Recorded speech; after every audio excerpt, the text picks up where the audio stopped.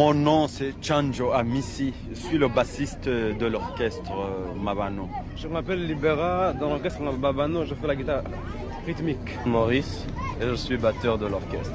Toula, je suis trompettiste et percussionniste. Kayenga Tamfoum, le soliste de l'orchestre. Je m'appelle Africa Nova, je suis chanteur-compositeur, chef d'orchestre Mabano.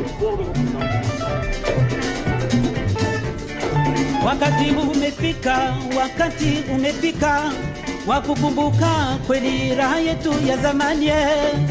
Fikiria mzazi wetu